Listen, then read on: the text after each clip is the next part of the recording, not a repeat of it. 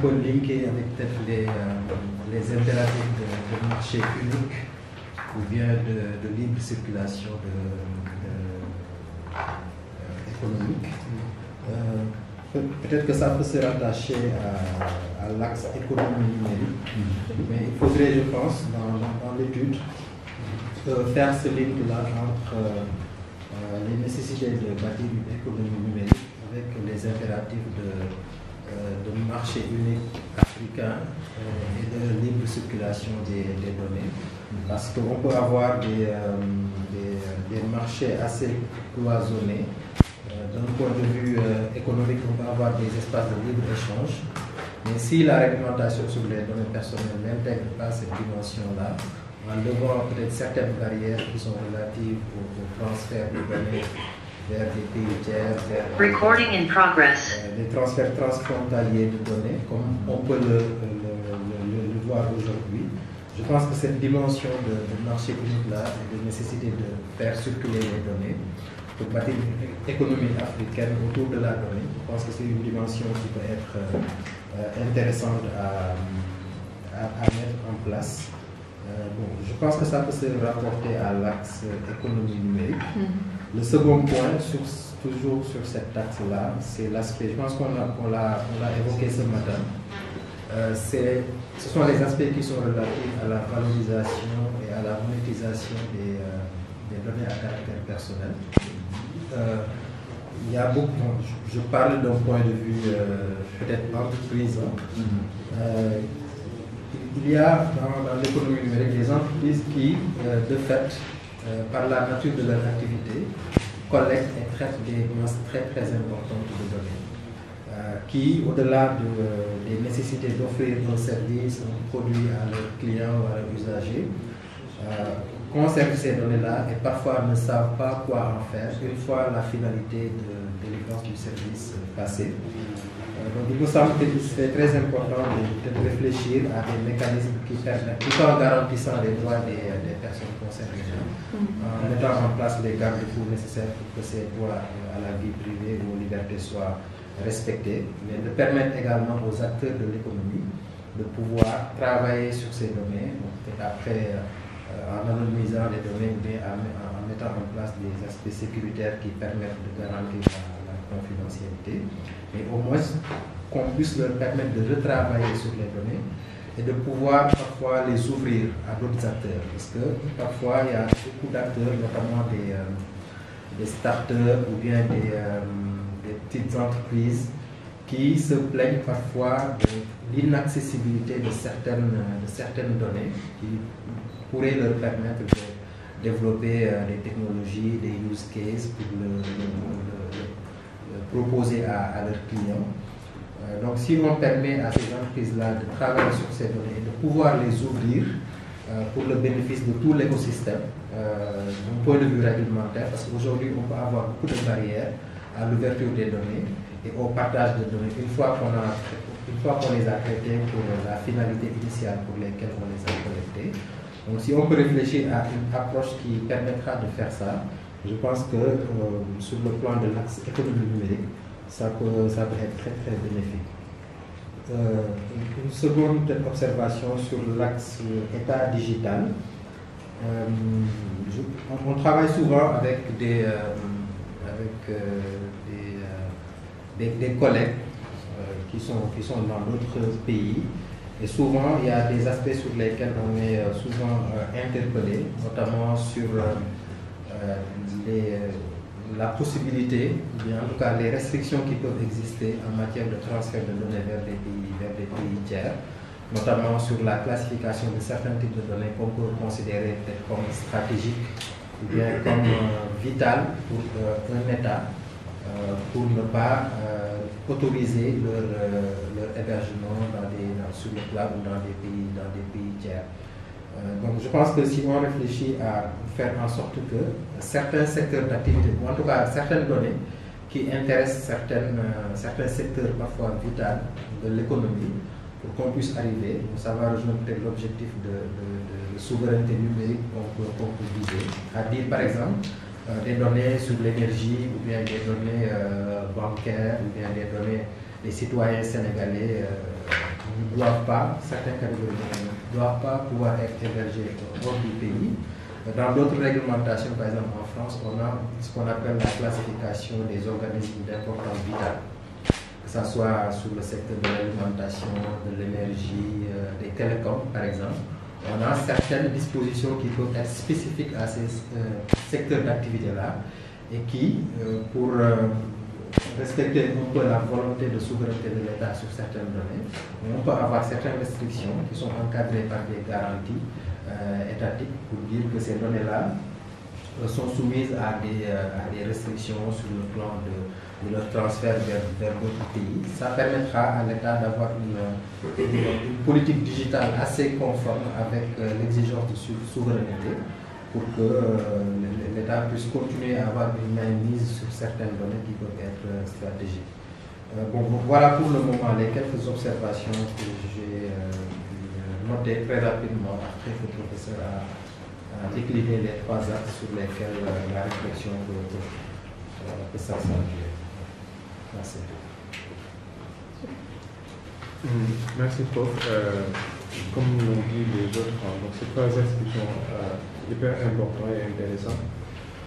Moi, j'ai des idées qui sont très dispersées dans ma tête et j'essaie de mettre de l'ordre dedans pour voir est-ce qu'il faudrait voir dans le cas de ces 3 axes s'il faut les améliorer ou bien ajouter des axes supplémentaires. La première idée qui me vient en tête, c'est tout ce qui tourne autour des politiques publiques numériques. On voit actuellement en Afrique, il y a énormément d'initiatives, je donne des exemples, qui portent sur l'état civil, sur l'identité numérique, sur la santé numérique, sur la biométrie, notamment avec les questions des élections, le vote électronique et tout. Et en voyant ces politiques publiques des États, on constate que la question de la protection des données personnelles n'est pas très souvent prise en compte. Il y a aussi une question nouvelle avec les frontières comme on le connaît actuellement au niveau du Sahel, avec la migration. En Europe, par exemple, il y a une réflexion qui existe dans le cadre de la protection des données personnelles dans le contexte humanitaire. Mais on n'a pas encore cette réflexion assez poussée au niveau du continent africain, davantage dans la sous-région avec le contexte que nous connaissons tous, les problèmes migratoires, les problèmes liés au terrorisme, entre autres. Donc c'est de voir en fonction de toutes ces politiques publiques-là, quelle est la place qu'il faudrait donner à la protection des données personnelles. Peut-être qu'on va le ranger dans le premier axe qui est relatif peut-être à l'état digital, ou bien dans le troisième axe qui est proposé qui est relatif aux droits humains. En tout cas, c'est une question qui est au carrefour de ces 2 axes. Essayer de voir quel est l'axe le plus important, ou bien on le considère comme une question qui est assez transversale, qui pourrait être prise en compte dans le cadre de ces axes-là. La deuxième idée également que j'avais, c'est par rapport à, peut-être serait un axe, parce qu'on a parlé de l'état digital, de l'économie numérique et des droits humains, mais la question de la régulation de manière générale également, est-ce qu'on la sous-entend dans ces 3 axes-là, ou bien est-ce qu'il faut en faire un axe en tout cas qui est assez spécifique, donc la régulation de la donnée de manière générale, et quel modèle on pourrait mettre en place, puisque ce matin, je pense que c'est le professeur Nian qui en parlait, que l'Afrique est en train de se chercher toujours sur le modèle. Quel est le modèle que pourrait avoir l'Afrique, en tout cas les pays africains, par rapport à la régulation de la donnée, donc de la donnée à caractère personnel?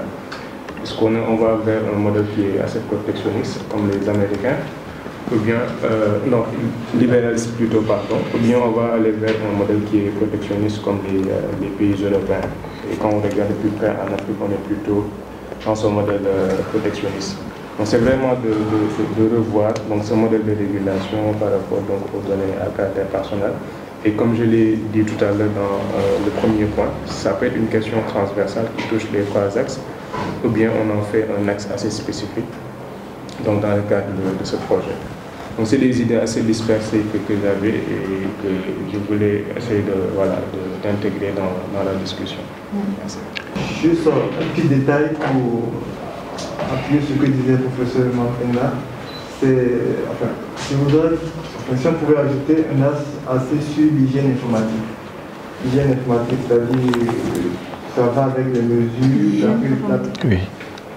la prise de conscience des objets connectés, les bonnes pratiques pour limiter cette, le fait de ne pas contrôler les informations, les mesures, la sensibilisation. Et chacun est responsable en termes de protection de données. Il est question de mettre en place une transmission, une chaîne de transmission qui, à tous les niveaux, si chacun essaie de faire ce qu'il y a à faire, ça pourrait éviter quand même ce qu'on est en train de vouloir éviter. Donc c'est plus sur ça que je voudrais voir si c'est possible qu'on puisse ajouter ce volet. Et pour le reste, bon, je pense que mes défenseurs ont déjà dit tout ce qu'il y avait à dire. Merci. J'ai une question.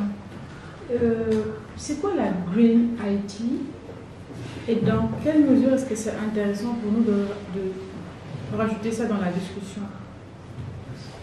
Green IT? C'est le fond. Je pensais que c'était monsieur Posier. Oui, hygiène informatique ou ouais, je sais pas. Ça rejoint un peu une acception qui retranscrit un peu le... Excusez-nous, nous avons du mal à entendre tous ceux qui sont derrière le micro. Donc, il faudrait tourner l'ordinateur. Merci beaucoup. Donc, vous nous entendez? Beaucoup mieux, merci. Ah, d'accord.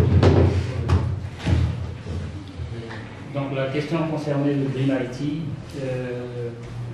quelle acception est faite de ce terme, en fait, simplement une utilisation un peu plus raisonnée, on va dire, de tout ce qui est IT. Donc, IT, on entend Information Technology, donc en fait c'est le nom moderne donné à l'informatique moderne, en fait, l'IT. En règle générale, et qui est régi par les termes utiles, donc les bons procédés en règle générale. Donc en fait, il s'agit d'une sorte de validation de tout ce qui tourne autour de la gestion informatique des grands groupes comme des PME, en fait, et de quelles sont les bonnes pratiques à adopter, en fait, tout simplement. C'est un peu ça le terme green. Bon, après, il existe beaucoup de petites complications à l'intérieur de tout ça. Hein. Donc, qu'est-ce que c'est avoir des accès sécurisés, qu'est-ce qu'on appelle réellement une sécurité de certains types, on peut rentrer dans des détails techniques, mais qui n'auront pas vraiment de valeur à être détaillées ici. Donc en tout cas, ce sont des bonnes pratiques. Sans te couper, je pose la question parce que c'est le rappel de Mohamed et le concept d'hygiène informatique de l'autre Mohamed qui nous font penser à Green IT. Et il y avait dans mes lectures là, assez désorganisées, l'idée que la technologie en fait produit de la pollution aussi, que tout ça participe, on ne sait pas. En tout cas, je ne sais pas, je devrais dire, on ne sait pas dans quelle proportion à toute cette vague de réchauffement climatique et qu'il y a une connexion à faire entre un monde qui bascule dans de la technologie, dans des serveurs à outrance, dans beaucoup de choses de ce genre-là, et les questions de réchauffement climatique. Et comme nous sommes dans l'idée de dire, on va aller peut-être vers un modèle, je pense que ce serait peut-être intéressant d'essayer là, dans ce modèle-là, de voir dans quelle mesure, si on va vers protéger les données personnelles puisse aller aussi avec protéger la nature éventuellement. Et quand je disais cette affaire d'insister sur les savoirs endogènes, insister sur nos valeurs et tout ça, dans Green IT, il y a quand même la dimension écologique même de la technologie. L'idée c'est, voilà, comme on parle c'est vraiment un brainstorming, on peut évidemment, et je crois qu'on va même aller vers ça, on peut ne pas retenir ça et garder ça pour peut-être des séquences à venir, mais Mais si on a l'ambition de proposer un modèle africain, alors qu'on est dans la séquence des COP là, qui ne se termine pas, on est dans des questions de limites planétaires, de survie, de réchauffement climatique, peut-être que nous devons aussi nous engager. Là, c'est vraiment poussé très loin, alors que nous, on n'a même pas encore le début. Mais je ne sais pas. Et encore une fois, c'est parce que Mohamed a dit hygiène informatique que hygiène a fait écho à En fait, c'est un terme. Si on brosse un tout petit peu, par exemple, les détails techniques qui l'entourent, par exemple, ça me fait penser à des certificats. Les certifications et les certificats informatiques de type SSL, TLS par exemple, qui sécurisent par exemple des données de site web, par exemple jugées green, donc jugées entre guillemets fiables. En l'occurrence le HTTPS, donc le lien mais c'est pas donc green n'est pas du tout lié à écolo. Certes, si, ça fait forcément penser à ça. Mais en fait, il y a des procédés, des bons procédés, il y a un chemin vers lequel l'utilisation correcte de l'informatique sans descendre des process établis. Et, voilà. Donc en fait, il y a des bonnes pratiques, tout comme il y a des mauvaises pratiques. C'est-à-dire où sont déposées les données, est-ce qu'on est patenté, est-ce qu'on est... C'est-à-dire, est-ce qu'on est autorisé ou pas à y déposer les données, le cloud, la sécurité de tout ça. C'est des termes qui techniquement entourent ce concept. Oui, green fait forcément penser à l'écologie.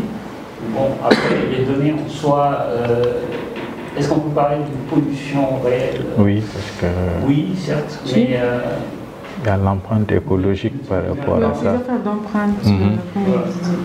Moi, je la voyais de notre angle, cette question de Green IT, et l'observer sous l'angle des déchets électroniques.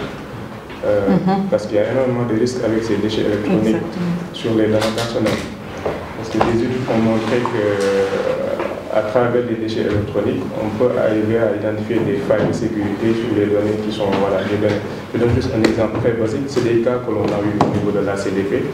Il y a quelqu'un qui a eu un problème avec son téléphone, le téléphone ne marche plus, donc c'est devenu un déchet électronique, donc il le donne peut-être à un réparateur, le téléphone ne fonctionne plus, mais les réparateurs arrivent à trouver des données personnelles assez sensibles sur ce téléphone-là, qui devait mourir, qui devait être, je ne sais pas moi, versé dans une poubelle ou quelque chose comme ça. Donc cette question des déchets électroniques, il y a vraiment une relation avec la protection des données. Je pense qu'au Sénégal, on n'a pas encore cette stratégie sur les déchets électroniques, même si au niveau de l'ADE, il y a une délégation, je pense, d'une direction qui s'est chargée de récupérer et de recycler certaines machines, bien certains ordinateurs, allant dans ce sens, mais on la regarde pas du côté de la protection des données personnelles. Juste une anecdote, il est arrivé par exemple qu'une administration reçoit des tablettes venant d'une structure, et que dans ces tablettes-là, il y avait des données assez sensibles, qui étaient pas été purgées par exemple. Donc cette question des Green IT, je la vois ainsi par rapport aux déchets électroniques et les risques que cela pourrait présenter sur les données personnelles. Vous voyez un pays comme le Nigeria où les décharges électroniques ou bien les décharges technologiques avec les ordinateurs qui viennent de l'Europe, etc. sont recyclés pour pouvoir servir à d'autres domaines. Là également, on voit avec ce pays qui, je ne sais pas, quelque chose que je dis dans le Nigeria, mais qu'il y a une réserve potentielle de cybercriminels qui souvent utilisent ces machines-là pour pouvoir les recycler et travailler avec les familles. Après, attention, en termes de cybercriminalité africaine, en tant que telle, en l'occurrence pour l'exemple du Nigeria, c'est pas un haut niveau technique. Il s'agit simplement de cyber arnaqueurs, pas de cyber attaquants techniques pointus qui, avec s'ils ont une réponse en face, ils ne sont pas capables de se défendre. Donc, c'est à différencier. C'est juste de la cyberarnaque dans le but d'extorquer des fonds à des personnes tierces.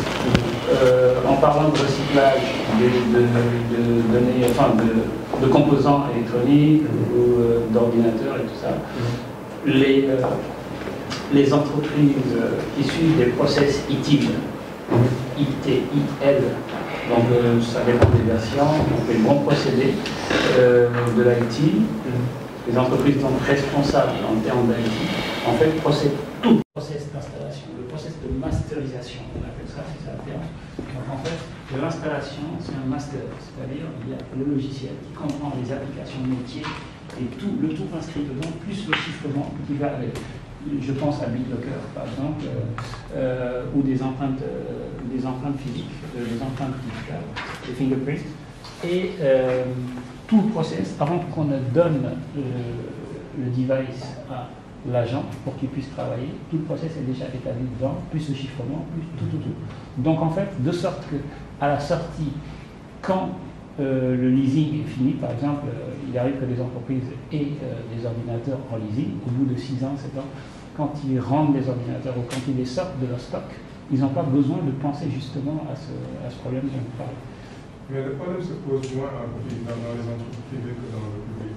Comme vous avez dit, avec la norme étude, les entreprises peuvent, comme d'autres membres, essayer d'essayer sur l'autre, peuvent s'y conformer et mettre effectivement en œuvre ces mesures-là. C'est un process. En fait, c'est un process. Et quand on suit ce process, justement, au bout du compte, ça emmène qu'on reste quand même protégé, même si l'ordinateur se retrouve entre les mains de n'importe qui. Je veux dire, la personne n'aura pas un accès, c'est-à-dire, même si on donne le téléphone ou l'ordinateur à un réparateur, il n'aura pas accès aux données parce que les données sont chiffrées. Pendant le chiffrement, il y a une clé symétrique et une clé asymétrique dont il faut disposer pour ouvrir. Souvent, c'est 48 caractères, compliqués, machin, tout ça, qu'on ne pourra jamais deviner. Donc, ça se pose seulement pour des entreprises qui ne respectent pas le processus. Je pense que Penda avait aussi des préoccupations plus climatiques. Ouais. En parlant de crise. Oui, je pense que c'est un autre versant. En parlant du coût écologique de l'installation. Par exemple, font le cas des data centers. Exactement. Donc, on a énormément de serveurs à gérer, à faire tourner. Il y a la question énergétique au-delà de la question écologique, avec l'utilisation de l'énergie fossile pour relancer la machine, la combinaison avec le solaire pour l'optimisation énergétique. Ça a un coût en fait d'héberger des serveurs. Bon, ce qui fort le Bitcoin par exemple ou les crypto-monnaies qui utilisent énormément de ressources énergétiques pour produire les crypto-monnaies. Donc bon, même si c'est un peu éloigné mon exemple de nos préoccupations de recherche sur les données personnelles, mais il y a la question de l'empreinte écologique aussi, de la révolution numérique. Oui, Mohamed. Je voulais revenir sur ma perception du Green IT. Green pour dire écologique, ça va dans les deux sens. Le sens du matériel, pour dire l'ordinateur, les serveurs, tout ce qui est device à temps utilisé pour la technologie. Et l'information sur ce qu'on est en train de travailler actuellement. Et voilà, du coup, Green, je pense que ça peut tout avoir dedans. J'aime beaucoup le concept de sobriété numérique. Et en fait, cette question, elle est parce que voilà, on n'est pas obligé. Rappelons-nous quand même que les sociétés occidentales sont des sociétés du consumérisme compulsif. On est d'accord? C'est dans ces sociétés-là que, en fait, tous les soirs, on détruit des tonnes et des centaines et des milliers de tonnes de nourriture parce que voilà, c'est là où on a besoin de. Voilà, on est dans de l'excès de la consommation. Comment revenir juste à ce dont on a besoin? Et encore une fois, je pense que c'est important d'initier au moins, je ne sais pas à quel niveau la discussion, parce que l'Afrique est un continent qui va continuer précisément à développer des data centers, à avoir, encore une fois, on l'a dit, c'est des millions de nouveaux connectés chaque année, voire des centaines de millions chaque année. Je disais tout à l'heure que je crois 100 téléphones portables polluent 1 hectare pendant 6 ans.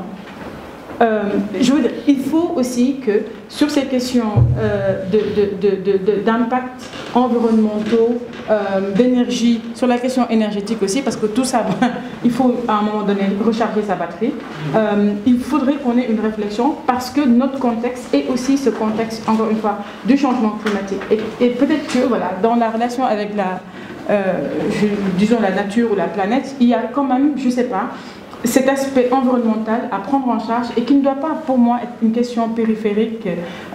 Et dès à présent, si on pouvait être, par exemple, dans des... Je pense que ça peut être très intéressant d'être dans des formes d'évaluation, dès à présent, de ce que ça coûterait pour le Sénégal, par exemple, d'avoir 10, 15, 20 data centers, par exemple.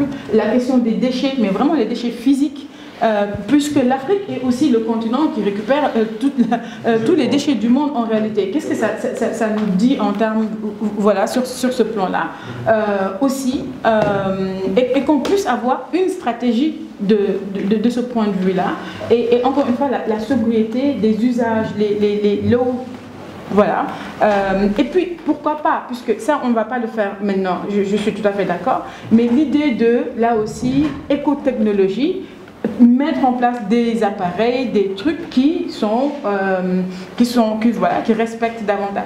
Je suis d'accord, hein, je vais beaucoup plus vite que la machine et je suis au-delà des 2 ans, mais je pense que quand on dit qu'on veut, par exemple, à l'Université Gaston Berger, commencer à avoir un plaidoyer pour que cette question des données, cette question de l'intelligence artificielle ait sa place centrale dans l'université, voire positionner le Sénégal comme un hub d'espace qui réfléchit sur ça, on ne doit se fermer aucune porte en fait. Et pourquoi pas, je veux dire, pourquoi ne pas produire d'ici des ordinateurs avec des...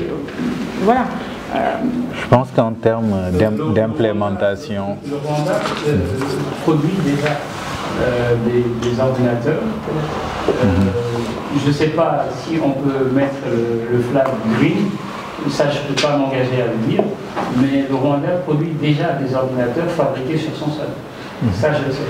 Après, est-ce qu'il respecte des normes écologiques et tout ça honnêtement, je ne pense pas que l'Afrique soit déjà à ce niveau-là. C'est-à-dire, on est déjà au niveau de l'appropriation de nos propres données, au niveau du stockage de nos propres données. Ce niveau-là n'est pas encore maîtrisé. Et au niveau de comment sécuriser nos données, à ne pas les rendre exploitables à souhait par n'importe quel intrus. Je pense qu'on est au tout premier stade de limite, enfin je ne peux pas dire qu'on est à l'âge de pierre informatique, mais en tout cas, en ce qui concerne les données de Big Data, nous sommes un laboratoire qui en est au tout début du processus. Donc en fait, parler justement, ce qu'on vient d'entendre dans ton discours, ça va, c'est bien après, c'est la phase, je veux dire, qui vient... On règle les besoins essentiels, oui. Ensuite on va... Le modèle pour lequel... Le besoin primaire de nous approprier nos données, de savoir contrôler géographiquement nos données, et puis de savoir la disponibilité de nos données, où ça va, qui y a accès ou pas, tout ça. Donc, et on n'a pas encore maîtrisé ce stade. Peut-être sur cette question-là, c'est très rapide. En fait, on ne part pas quand même du néant. Beaucoup de centres de données, des data centers, beaucoup d'installations techniques pour beaucoup d'entreprises sont aujourd'hui considérées comme des installations classées. Des installations classées qui nécessitent des études d'impact d'un point de vue de la réglementation sur l'environnement. Donc ça, c'est quelque chose qui existe déjà. Peut-être qu'on peut pousser la réflexion beaucoup plus loin en faisant le rapprochement avec spécifiquement les données à caractère personnel. Mais si on réfléchit d'un point de vue macro, il y a quelque chose qui existe déjà. On a une réglementation sur les installations classées qui prennent en compte déjà une partie de cette problématique.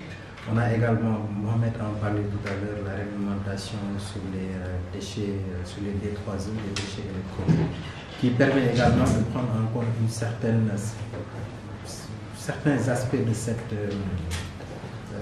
cette problématique-là. Mais effectivement, comme le suggère le professeur, on peut aller plus loin. On peut aller plus loin en insistant sur des aspects peut-être beaucoup plus intéressants d'un point de vue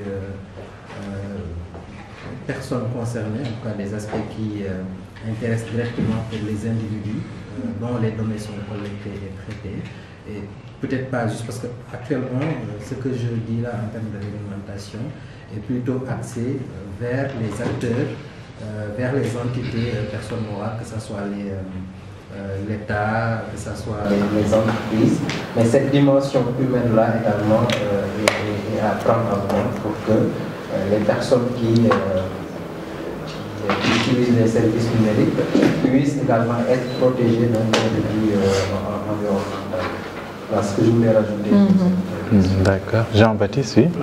La question qui est posée pour tout simplement faire face à cette question qui est là. Il y a beaucoup de enjeux politiques, économiques, environnementaux, mais aussi des défis à relever par rapport à cette question. Est-ce qu'au niveau africain, on peut tout simplement réfléchir pour avoir un cadre suffisant pour protéger les données des citoyens, étant donné que nous avons plusieurs entreprises étrangères qui ont des filiales dans la zone africaine.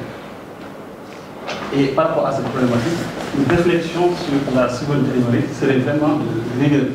Par rapport à l'ensemble des documents que j'ai à considérer, de voir des questions en thème ou bien en sujet sur la souveraineté numérique.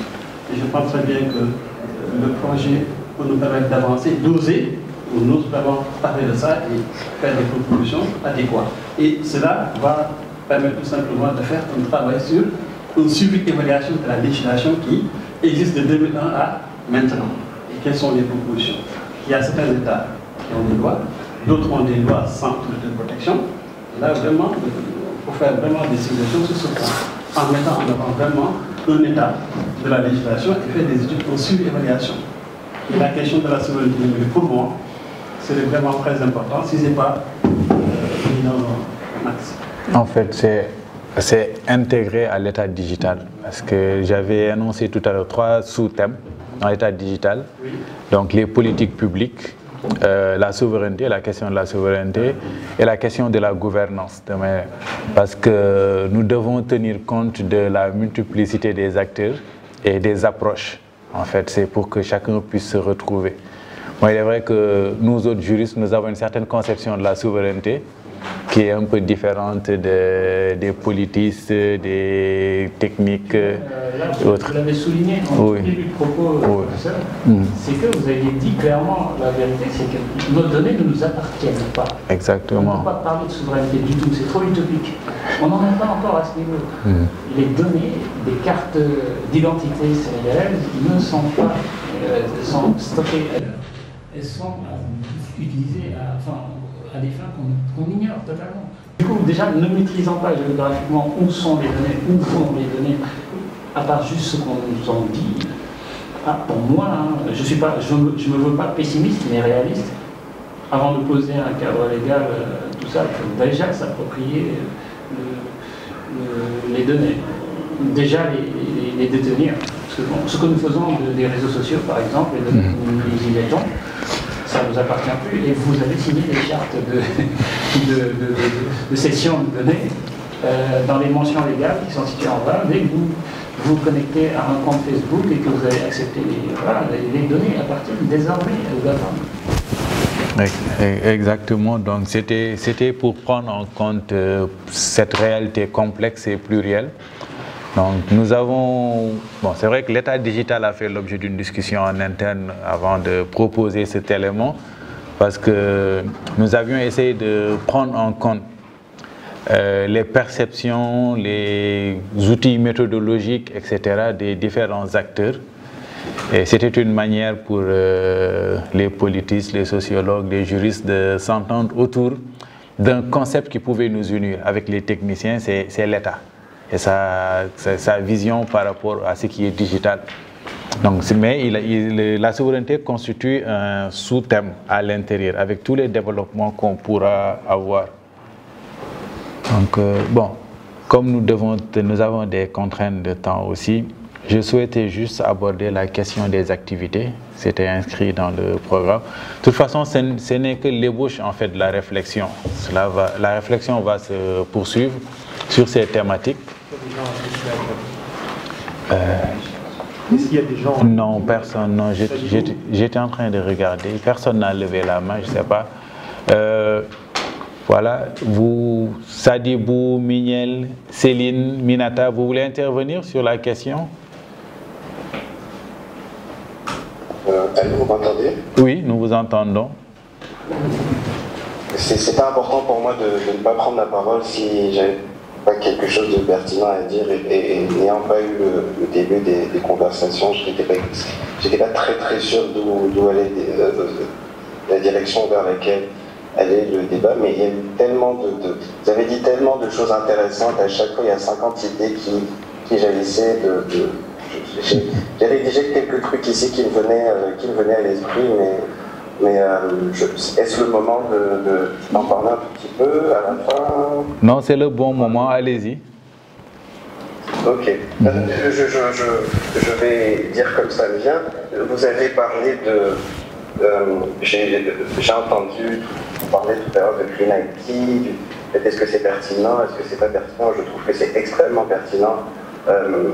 En ce moment, que ce soit en Afrique ou ailleurs, on parle beaucoup de crypto-monnaie. Enfin, au Sénégal, on en a parlé il n'y a pas très longtemps. Ecoin. Bref, quand on voit ce que ça demande, je me rappelle, j'avais lu un article qui expliquait que Bitcoin consomme plus d'électricité que juste le Bitcoin, pas toutes les crypto-monnaies, que plusieurs États européens. Ça en dit beaucoup sur le besoin de penser ces technologies-là pour nos environnements qui ne pourront pas répondre à ces limitations. Vous avez parlé de GAFAM, du fait que les données qui sont produites sont gérées par ces grosses boîtes-là. Moi, je n'ai pas envie de dire. Non, même pas aussi loin, arrêtons-nous aux opérateurs de téléphonie. Je me rappelle à chaque fois que j'essayais d'expliquer les données qui sont générées par les utilisateurs. Quand on achète une carte SIM, par exemple, il n'y a aucun contrat qui est signé. Les données qui sont générées sont hautement plus sensibles que celles qu'on fournit aux GAFAM. Je veux dire, les opérateurs de téléphonie en Afrique encore une fois, où on n'a aucune idée du contrat qu'on a avec eux lorsqu'on achète une carte SIM, on produit une carte d'identité pour acheter une carte SIM. Dans certains pays, on doit produire des informations biométriques. Je me rappelle, je demandais aux gens, je disais, qu'est-ce que vous pensez que votre opérateur ne sait pas de vous? Votre opérateur sait où vous dormez, avec qui vous dormez, quand vous avez de l'argent, quand vous achetez, bref. Donc, on a des problématiques locales très africaines qui méritent qu'on y réfléchisse, mais vraiment, même pas sur le plan continental, sur le plan national. Vous avez parlé, j'ai entendu, je parlais tout à l'heure de données cryptées, enfin, le fait de savoir par exemple que si vous allez en Mauritanie à côté du Sénégal et que vous avez un logiciel de cryptage sur votre téléphone, vous pouvez faire la prison parce que c'est pas permis, c'est très spécifique à ce pays-là, d'autres pays aussi. Donc on a des réalités africaines très spécifiques. J'entendais tout à l'heure, on parlait aussi du fait que dans certains, que c'est pas très pertinent de parler de se focaliser sur les réalités de construction de terminaux en Afrique. Il y a plein de pays d'Afrique qui construisent leurs ordinateurs. L'Afrique du Sud le fait depuis plein d'années, plusieurs pays du nord de l'Afrique aussi. Donc il y a plein de choses que je notais, je me disais, ah, ça c'est vraiment très intéressant, ainsi de suite. Donc encore une fois, je suis là en retard, donc ne me laissez, j'ai dû faire plein de hors-sujets. Je vais couper mon micro et continuer à écouter. Pas du tout. Monsieur Sow, c'était extrêmement intéressant de vous écouter. Vous n'avez pas du tout fait hors sujet. Et en réalité, on se rend compte que c'est dommage que vous n'ayez pas été avec nous depuis ce matin. Mais je pense qu'on va, comme vous le savez, on vient d'engager le programme. Ce sera vraiment avec grand plaisir qu'on va continuer les échanges avec vous. Et n'hésitez pas, s'il vous plaît, à nous faire signe quand vous serez au Sénégal. On serait vraiment ravis de vous inviter à l'UGB pour un séminaire des choses de ce genre. Et vraiment un très grand merci pour ce partage. Tout le monde va venir à Saint-Louis. Je crois que vous avez compris que l'ancienne colonie, l'ancienne capitale veut reprendre sa place.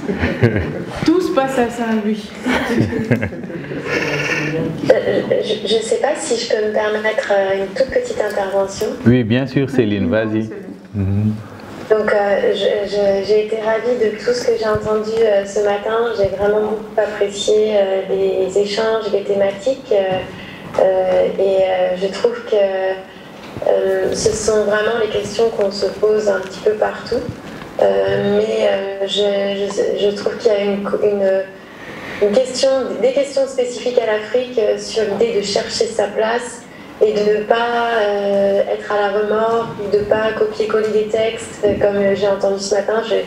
J'ai vraiment beaucoup aimé cette idée-là, parce qu'effectivement, je crois que l'Afrique a un grand rôle à jouer à plein d'égards, parce qu'il y a beaucoup de problématiques dans lesquelles la collecte de données personnelles et l'utilisation de systèmes d'intelligence artificielle pourrait être pertinent, mais pourrait aussi constituer des risques et des dangers, tout particulièrement en Afrique, partout dans le monde, mais tout particulièrement à l'Afrique, je pense, parce que ça a été dit ce matin, et je suis vraiment d'accord, ça ne doit pas être une nouvelle forme de colonisation et de tentative d'essai des technologies en Afrique. Ça, c'est un premier point.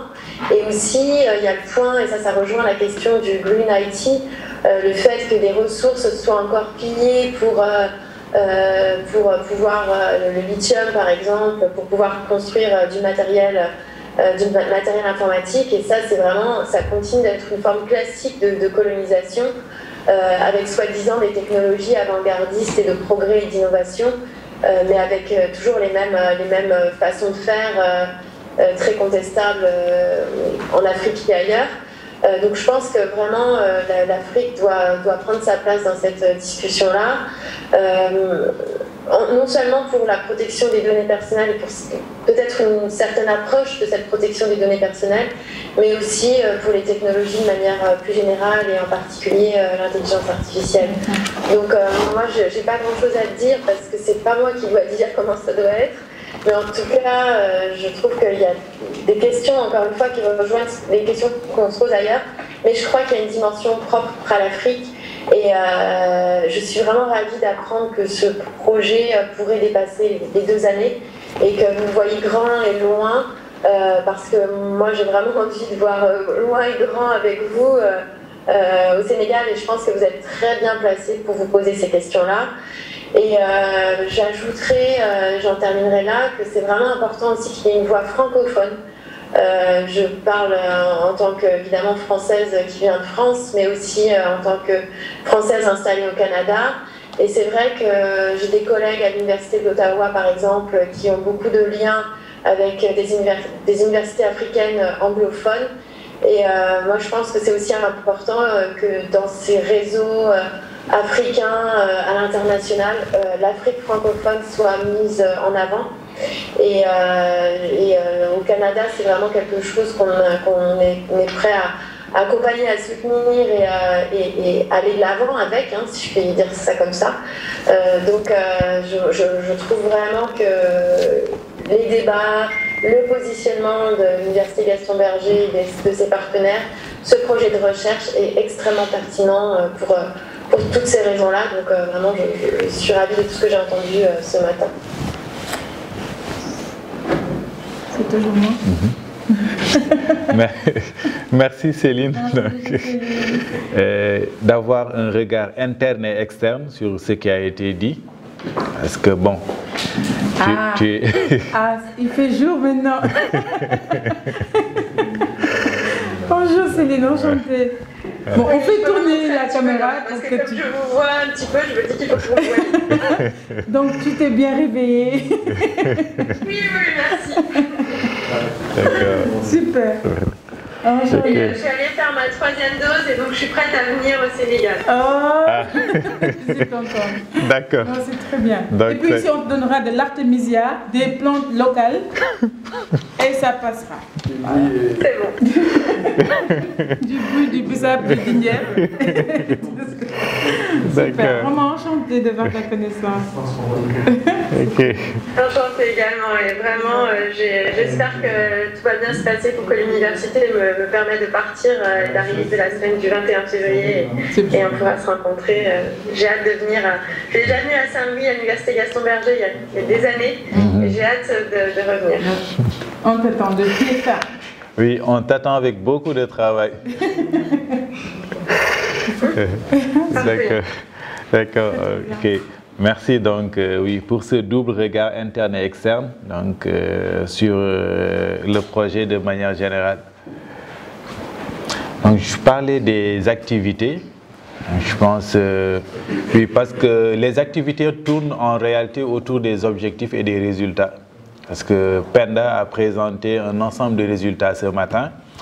Des résultats autour d'une base de données, autour de blogs, de séminaires, de workshops, autour de masters à mettre en œuvre, autour d'étudiants à accompagner dans leurs projets de recherche pour qu'ils deviennent nos futurs collègues, pour ceux que ça intéresse, pour les autres aussi qu'ils poursuivent aussi dans d'autres projets en tout cas. Des résultats en termes de production de connaissances, un ouvrage collectif, des policy briefs, donc de temps en temps, donc des MOOC dans différentes langues. Donc elle a parlé d'un ensemble de résultats quantifiables qui sont pour nous autant de contraintes en termes de livrables. Parce que quand on vous finance une recherche aussi, le bailleur attend un certain nombre de livrables. Donc tous ces résultats sont des livrables et à des échéances déterminées.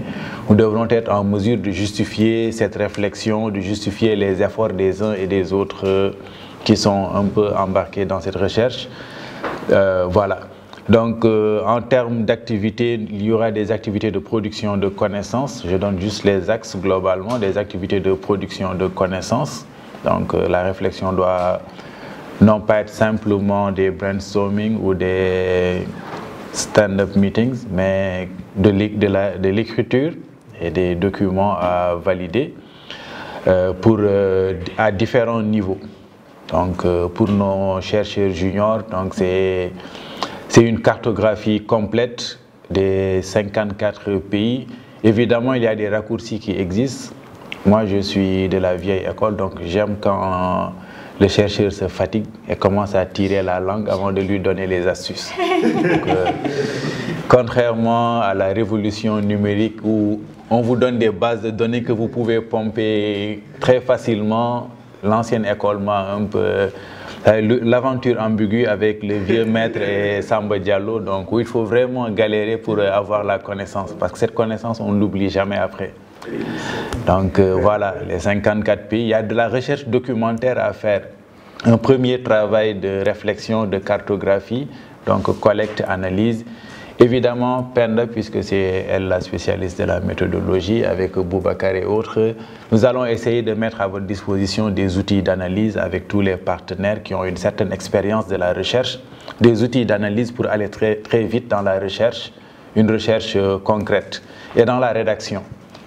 Ce que je vous avertis dès à présent, rédiger un mémoire, c'est une méthodologie universitaire avec ses règles, mais rédiger un article scientifique, un ouvrage collectif, c'est d'autres réalités qui n'ont pas grand-chose à voir avec la rédaction de mémoire. Donc il faudra savoir valser entre les deux. Mais tout s'apprend. Donc pour les chercheurs seniors aussi, c'est le travail de cadrage, rehausser le niveau, parce qu'en fonction du public... En fonction du public, nous aurons un certain niveau de technicité, un niveau de langage à avoir. Dans la production.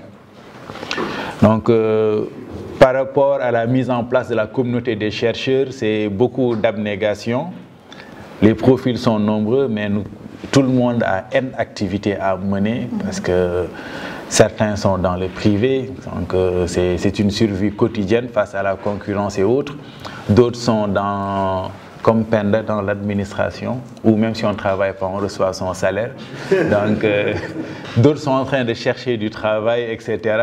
Donc, nous avons plusieurs impératifs, mais il y a une petite dose à donner de son temps au projet, là aussi. Et malheureusement, c'est parfois des doses de générosité qui n'ont pas de rémunération, de contrepartie financière.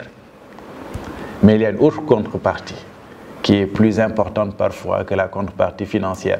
Non, je ne parle pas aux étudiants. Je sais que si on ne vous donne pas vos bourses, vous risquez de brûler la salle. Donc pour vous, vous gérez ça avec Penda. C'est pas... Moi, je joue juste mon rôle de coordonnateur scientifique. Ou vous kidnappez Janvier. Donc voilà. Donc moi, j'interviens juste en qualité de coordination scientifique. Donc il y a un tout petit peu de votre temps que nous allons apprendre à vous voler sans que vous vous en aperceviez. Donc un coup de fil en vous demandant une idée, un petit paragraphe ça et là, donc qui va nous servir. Donc il faudra aussi qu'on sache le faire. Ce que j'ai dit aussi, c'est valable pour Minata, Céline et autres. Je sais comment tout le monde est très chargé. Donc, mais voilà, c'est une aventure, c'est une communauté. Et dans une communauté, on se soutient. On se soutient dans l'effort, on se soutient dans la victoire, on se soutient aussi dans les moments difficiles. Il y a aussi des activités de training, non pas dans la défaite. Il n'y aura pas de défaite. Il y aura des moments difficiles, mais pas de défaite. Je parle de votre match-là, je ne parle pas du projet. Bon, on va te retirer ta nationalité. Après l'atelier, on te retire ta nationalité. Donc, il y aura des activités de training aussi, à la fois en termes de diffusion du savoir, parce qu'aujourd'hui, nous nous sommes rendus compte, et nous en premier, que notre manière d'enseigner est en train d'être dépassée, nous les anciens. On prend son cahier, venir dicter. Les étudiants sont en train de disparaître des amphithéâtres parce qu'ils ont d'autres méthodes d'apprentissage qui sont beaucoup plus parlantes pour les jeunes. Donc c'est les MOOC, c'est les tutoriels, c'est peut-être, pourquoi pas, un petit TikTok pour dire je suis là donné à caractère personnel. Donc je ne sais pas moi, parce qu'on se rend compte de plus en plus que les jeunes ont d'autres supports qu'ils préfèrent. Parce que nous étions vraiment habitués à la dictée. Donc nous avons tellement écrit que moi, mes poignets ne répondent plus.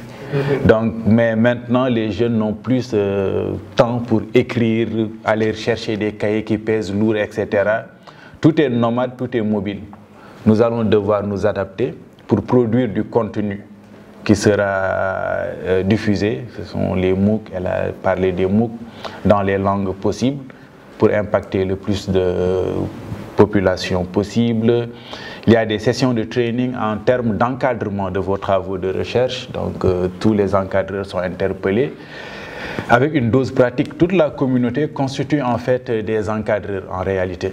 Parce que l'encadrement aussi a changé. Avant, il y avait une relation verticale entre l'étudiant et son encadreur. Vous voyez, l'encadreur a la science infuse, il fixe l'orientation et tout, et vous vous calez. Aujourd'hui, on travaille en mode collaboratif. Donc, vous êtes encadré par nous tous. Même s'il y a le nom d'une personne, en réalité, c'est tout le monde qui encadre. Parfois, vous avez besoin d'une petite dose de pratique, d'une petite dose de technique pour contextualiser, d'une petite dose de sciences politiques, de droit. Donc, tout le monde encadre en même temps, c'est collaboratif, vous posez les questions, on évalue ensemble, parce que nous sommes tous responsables de la qualité de la production scientifique. Et une dernière activité ou axe, c'est le renforcement de capacité. Donc, c'est le service à la communauté, c'est l'utilité sociale en fait et scientifique de nos produits. Donc en termes de renforcement de capacité des organisations de la société civile, des administrés, des universités, etc. Donc nous allons avoir aussi cet ensemble d'activités. Donc voilà un peu ce qui nous attend en termes d'activités. Et nous allons devoir coordonner tous ces éléments-là ensemble. Bien sûr. Je tiens énormément à l'aspect collaboratif et solidaire du travail. Parce que, bon, ces questions de grade et autres, c'est simplement dû à l'âge, en partie parce que je suis très âgé. Donc c'est normal que je vous devance sur certaines choses, mais ce n'est ce n'est pas une question de connaissance pure qui me donnerait cette autorité. Administrativement, c'est Penda qui m'a investi de cette autorité en veillant bien sûr à être mon patron. Elle aime. Qui est fou. Donc, en bon politiste, elle s'est arrogé tout le pouvoir. Donc, et le travail. Donc voilà, donc il y a juste une petite équipe assez light pour la gouvernance du projet, c'est juste ça, mais sinon pour le travail, la recherche et tout, donc nous sommes tous embarqués ensemble à faire ce travail collaboratif pour avoir des résultats. Et comme l'a rappelé Céline et tous ceux qui m'ont précédé dans la prise de parole, ça ce n'est que l'apéritif en fait. Parce que la recherche vit de financement et de résultats. Si nous avons de bons résultats, nous arriverons à capter d'autres financements et à étendre le champ de nos recherches dans d'autres domaines qui nous intéressent, c'est-à-dire le numérique qui nous réunit. Si nous échouons à produire une connaissance originale, une connaissance scientifique valable, bon, c'est la fin de la communauté, brutalement. Donc, et d'autres vont prendre le relais, mais ce serait dommage. Donc, voilà.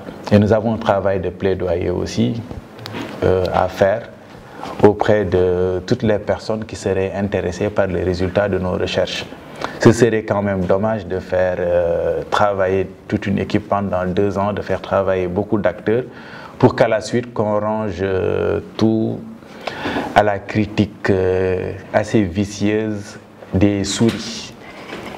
Bon, je ne sais pas s'il y a des souris version numérique parce que de mon temps, quand vous laissez le papier, soit il subit l'effet du temps en jaunissant, l'effet des animaux, souris, mythes, cafards, etc., ou l'effet de la nature avec l'eau, le feu, etc. En tout cas, vous perdez le support et la connaissance avec.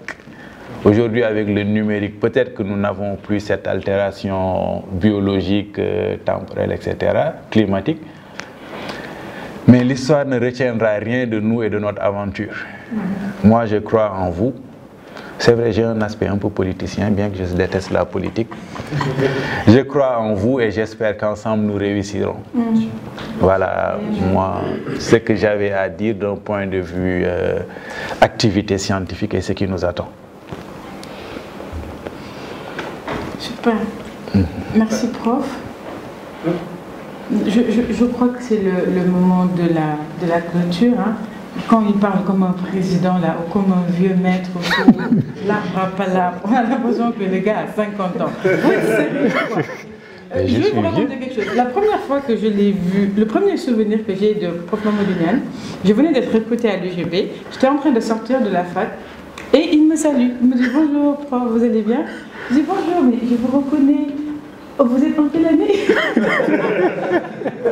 En fait, c'était un collègue, quand on arrive, on vous présente à plein. Il était là à un moment, il a été recruté bien avant. Mais vous voyez sa tête, et en plus je suis plus âgée que lui, mais voilà, donc pour moi c'était un de mes étudiants en première année. Il m'a dit non, en fait je suis votre collègue. Et depuis nous sommes devenus, voilà, depuis je suis son mentor, on va dire. C'est comme ça que c'est parti. Mais c'est vraiment, il vit dans des sphères qu'on voudrait éloigner des miennes en fait, parce que entre le droit privé et la science politique, même si on partage le même département, en réalité il y a très peu de dialogue. Moi je suis absolument enchantée, et c'est pareil pour prof Boubacar Diallo, hein. Je suis absolument enchantée d'échanger avec eux et d'avoir ces espaces qui nous permettent de lever, mais vraiment violemment et de fort belle manière, ces frontières absolument ridicules. Dans le groupe des 5 étudiants, en fait, ce qui est très bien, c'est que toutes les sections, tous les départements de la fac sont représentés. On a du droit public, du droit privé, de la science politique qui sont en train de dialoguer ensemble. Ce qui veut dire que voilà, il faut, maintenant on est juriste en fait. Je ne crois plus moi personnellement vraiment à cette frontière entre public, privé et la science po. Je crois que tout le monde maintenant s'est rendu compte que nous sommes faits pour diriger, que c'est la science architectonique, mais ça on le savait depuis longtemps, et que au-delà voilà, de nos petits trucs là, il faut vraiment une sérieuse et vraiment une vigoureuse envie de travailler ensemble. Parce que ce qui en sort est absolument fabuleux. C'est vraiment le mot de la clôture. Je vous remercie vraiment du fond du cœur d'être venu, d'avoir quitté Dakar, d'avoir quitté vos familles, d'avoir fui les coups pour vous là, faites semblant qu'il ne se passe rien. Vraiment, cher, vraiment, Saro, tous les collègues, en fait, ici c'est plutôt sympa parce qu'on prend le café, on rigole, on dit des bêtises. De l'autre côté, ils sont chacun derrière leur écran et pourtant ils ont tenu toute la journée. Et vraiment, je crois que les héros du jour, ce sont nos collègues qui sont de l'autre côté là. Vraiment, un immense merci pour vous. Un très grand merci à Janvier Owono. Qui est l'assistant du programme, qui a derrière tout ça là, il y a quand même une logistique assez folle qu'il a su manager, moi je trouve de fort belle manière, et vraiment un très grand merci Janvier. Derrière Janvier ou à côté de Janvier, il y a Fatima qui refuse de se présenter, mais qui est honnêtement, qui est le moteur je dirais pas du programme, hein, du labo. Moi, si je peux fonctionner, si maintenant je fais des séminaires sans me regarder derrière, en étant concentrée sur ce que je dis, c'est parce qu'elle est derrière. Et je sais que voilà, elle va permettre que le truc tourne, que l'électricité revienne, que les mouches ne nous fatiguent pas, etc. Et vraiment, un immense merci à elle. Khalifa, bof, il est toujours très moyen. Mais bon, et heureusement qu'il est là aussi, il fait un travail super. Nous avons l'équipe de M. Tal, Abdelaziz Tal, qui va donc faire les captures de ces moments-là. Et ça aussi, c'est des apprentissages qu'on fait. On tient beaucoup de choses à l'université sans les partager. Ça, avec votre autorisation, ce sera disponible. Les gens pourront regarder, pourront apprendre, pourront discuter et nous faire des suggestions. D'ailleurs, je pense sur notre page YouTube, YouTube quelque chose, notre page YouTube, hein, etc. Et voilà, merci pour toutes ces équipes. Et voilà, nous avons aussi notre assistant en communication, M. Gangué, vraiment. Et puis vous dire, le bailleur, je crois que je ne trahis pas vraiment un secret en disant qu'ils veulent nous tester sur 2 ans pour voir notre capacité de frappe, notre rigueur et les propositions qu'on mettra sur la table. Et pourquoi vraiment on peut être ambitieux en proposant de nouvelles choses, en pensant très large, en volant très haut. Et c'est ce que Mamadou Niane disait, on peut vraiment faire de très belles choses. Dans 2 ans, on croise les doigts, mais l'idée c'est qu'on va lancer le premier master ici, enfin qui sera un master peut-être même continental. On pourra recruter beaucoup de personnes d'un peu partout sur ces questions-là, qui vont engager la discussion dans leur pays. Vous vous souvenez, on va avoir ce réseau d'experts, cette communauté de pratique qui va nourrir le blog. On va insister auprès des étudiants pour qu'ils produisent des papiers. Quand ils tombent sur quelque chose, qu'ils apprennent non seulement à lire, mais même une recension d'ouvrage. Un ouvrage est sorti quelque part, qu'un étudiant prenne le bouquin, le lise et on fasse une critique et le partage sur le blog, je trouve que c'est quelque chose quand même d'assez fabuleux, que ce soit pour ou contre, etc. Il y a vraiment une infinité de choses à faire et pour ces choses-là, on va vous appeler. Donc très rapidement, là on va avoir une séance un peu opérationnelle, technique, mais on va vraiment avoir besoin de chacun d'entre vous. J'espère que vous répondrez tous présentes à cet appel-là, parce que voilà, c'est pas avec Mamadou Niane un peu seulement que ce truc-là va marcher. On est d'accord. Donc, vraiment, un immense merci à vous tous. Et puis, on vous revient dans les meilleurs délais. Bon, je vous ai fatigué toute la journée. Je souhaite quand même une très belle victoire au Sénégal.